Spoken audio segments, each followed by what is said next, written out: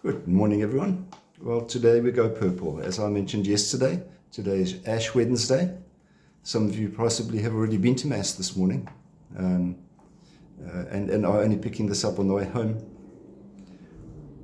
We might ask ourselves, why is it Ash Wednesday? Why do we put ashes on our heads?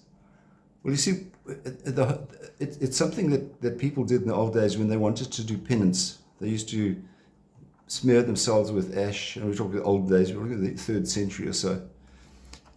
People would make themselves aware of their sinfulness and sort of say, I'm not worthy.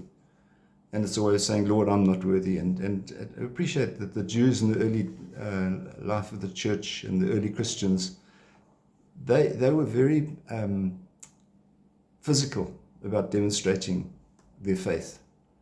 And so to put those sorts of things on them was not unusual.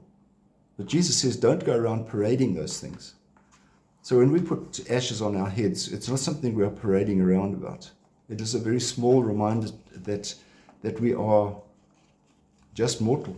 And one of the options when we have ashes put into our head is, remember that you are dust, and unto dust you shall return. And it's a reminder to us that, yeah, we are one day all going to return to dust. And no matter how great we are, that is all that will be left. Because what we really need to do is focus on our spirituality. And in order to become aware of that, we need to deny ourselves of things. And that is why we deny ourselves of fancy foods on a day like today, even though it's Valentine's Day. We deny ourselves the fancy foods. We deny ourselves meat, and allow that denial to impress upon ourselves the importance of making sacrifice for God. Now, people might say, "Well, I'm going to give things up for Lent," and my view has always been, if you give something up, it should be something that other people will benefit from.